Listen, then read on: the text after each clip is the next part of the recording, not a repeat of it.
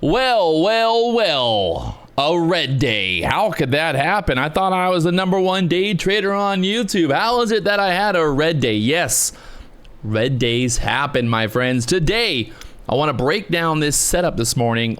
Gaps love to get filled. Don't get me wrong. Gaps love to get filled, but like I've always said, it's not always guaranteed that it's going to happen right away. It doesn't mean it's going to happen right when the market opens, right? Just because there's a gap don't mean the market's going to go exactly to where you think it's going to go right away. But it ended up going exactly where we thought it would go. So if we look here at the Nasdaq, you can see the opening area here, right? So we had this kind of chop zone. We had this push up, and then look, it dumps down. So I took a short basically right here at open, right? So literally right at open here, I took a short like a little dum-dum. It was pretty much, I think, like right here when we started to break down. I thought we were going to lose that 700 level, 18,700. I was like, okay, 18,700, it's primed, it is ready. We're going to lose it. We're going to move down here to the VWAP. And well, you can see we held the 18,700 area. Like it was pretty strong support there for a minute, right? We held it. Problem is, I was just a little too aggressive trying to get short there. You can see a big move down here today. Either way, it's not about being right or wrong. It's about execution. It's about taking a trade. It's about cutting it off, following the plan, whatever you want to, however you want to look at it, right? You got to be able to follow the plan. You got to be able to take the trade, and that's just part of it. You take a trade. If it don't work out, it don't work out. It doesn't mean that my strategy is broken. It doesn't mean that I'm a terrible trader. It just means that, you know, I had a bad kind of entry, really, at the end of the day. I took a trade, totally fine. Hey, we took a trade, part of it. You can see here on the QQQ, the gap, right? We had a small gap to the upside, which was very interesting because guess what? We pushed up there to retest that gap there, and then look, we sold down. We filled the gap there from Friday. Obviously today's Monday, and look at how much the market moved down after that. So I was short here at open. I got short there at the 18,709s, looking for a move through the 700 level. We then pushed up here. I got stopped out. We made a new high. You got to get stopped out. It's just part of the business. You know, you got to take a loser when you get one sometimes. But you can see we push up here, this total fake pump, and look at how beautifully the breakdown was after that. So we broke down from the 750s, sell right through the 700 level, all the way down there to the 78s. This is what I thought was going to happen. Right? I'm like, this is what's going to happen.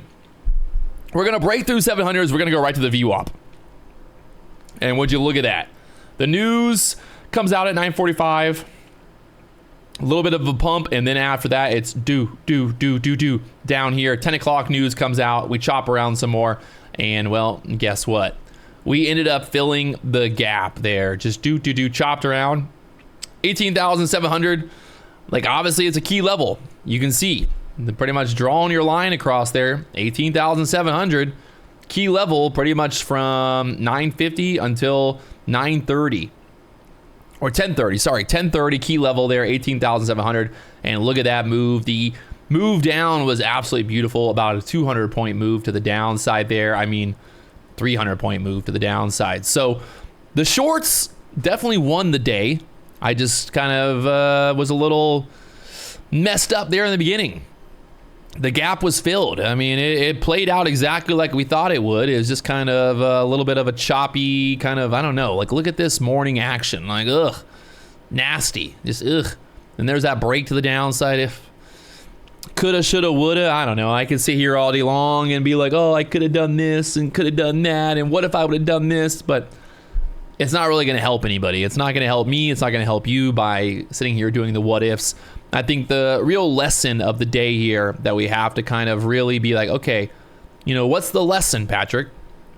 The lesson is, again, that when there is a gap, we have to expect the gap's going to get filled at some point. But again, it's about some point. It might not happen that day. It really might not, you know? It's just kind of something to be aware of, right? I want to be aware that there is a gap, because if the price action starts moving into that direction, well, then I want to take a trade. I want to take a short. As you can see here, this price action at open, you know, on the QQQ here. This ain't it, right? This is not where I'm like, okay, you know, I got short here and then we chopped up and then we made the move down. So I really needed to just be more patient. I had to go somewhere at 10 o'clock, so I was kind of in a rush. I put a trade on. I showed everybody the loser on YouTube Live. 2,000 people watching me, get to watch me lose the money. You know, $1,000 per 20 account. Not a big deal when you think about it. Okay, yes, it's a $20,000 loser, right? $20,000 red day, but that's $1,000 per account. And then my, you know, normal profit days, $1,000, $2,000, $3,000. And I kind of was just like, hey, I'm taking this trade. I saw this setup. I thought we were going to get the move right away there at open. And instead, we kind of chopped around for a minute and then we made that move down. So again, you know, playing into the fact that gaps love to get filled. Look here at the 15-minute chart. There at 9:30, we get the 15-minute opening range. We break to the downside here. And we got the 9:45. Okay, yeah, 10. Kind of seeing where this is in terms of the breakdown. And again, you know, just because it's a 15-minute opening range, don't mean it's going to break down there perfectly. Where did it go? Where'd my chart thingy go?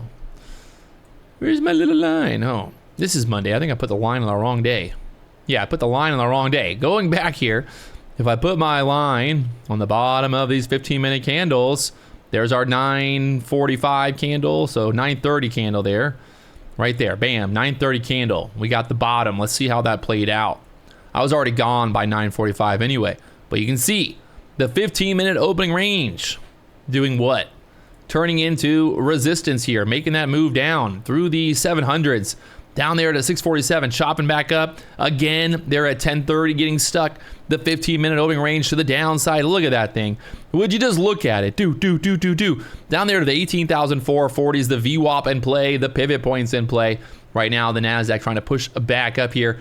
Got the VWAP there at the 18,600s. So again, guys, at the end of the day, no matter what, you can be the best trader in the world. You're going to have losing trades. It's just part of business. You have to expect that even with a 80% win rate, a 75% win rate, that still means you're losing 25% of your total trades. So as a trader, you have to be aware that there will be days where they, you know, have moves like this, where you're going to just get kind of chopped up and you're going to look back and be like, damn, like, did I have the right idea? Yes. 18,700, key level. I was just too early. You know, knowing that 18,700 area was a key level, really what I need to do, if I want to get short, I want to get short when we turn that area into resistance.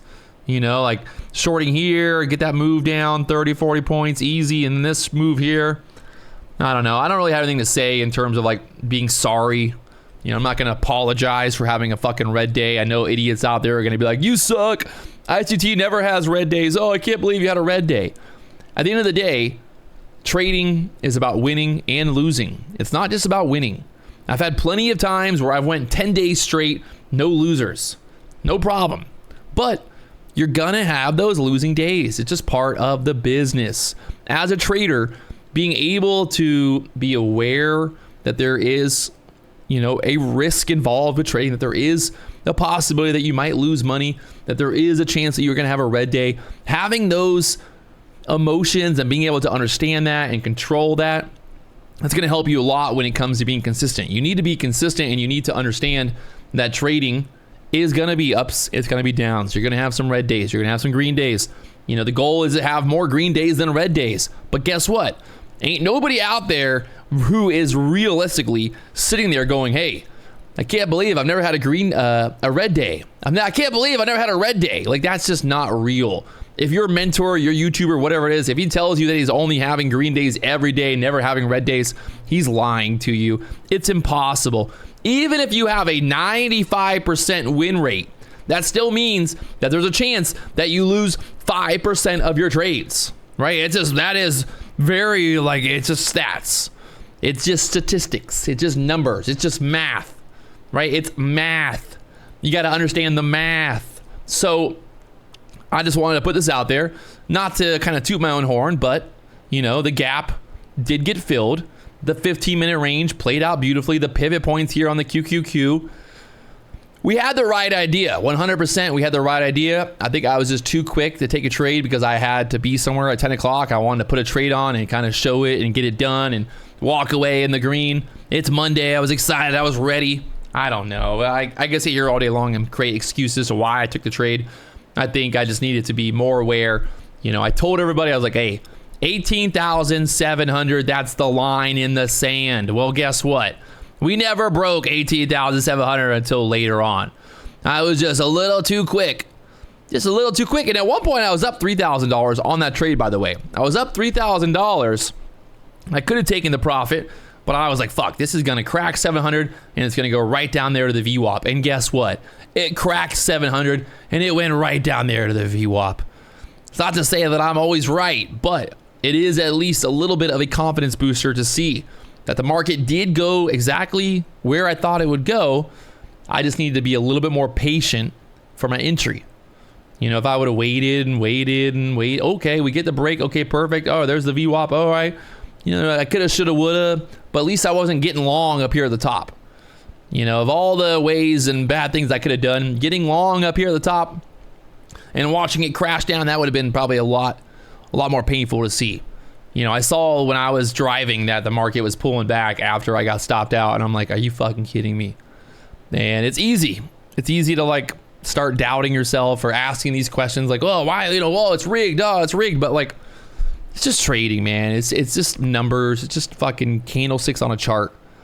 And if you can't walk away after having a red day, or you can't walk away after having a losing trade, or just accepting that you're not always going to be right, then you're going to end up having a lot of more issues. There's a lot more issues that come from trying to always be right when it comes to trading. Really, I'm just being honest. Like, and that's been one of my biggest issues over the last 7 years, is always wanting to be right. Like, I can't have a red day. I got to be right. But now I'm like, hey, I took a trade.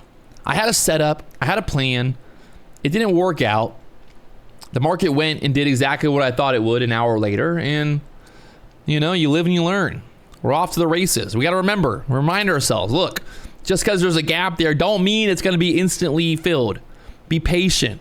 Let the market really let you like be like, hey, it's definitely going to fill the gap. Holy crap, look, it's selling. It's gonna fill the gap. Like, it's going to touch my little yellow line there. Like, it's gonna happen. But until then, I just need to be patient, and that's all it comes down to. So hopefully you guys enjoy these little recaps and kind of talking about the ups and the downs of trading. Yes, I have red days. Yes, I have losing trades. Yes, it is part of being a day trader. There it is. If you guys haven't already tuned in 9 a.m. live on YouTube right here on the #1 day trading channel, let's go.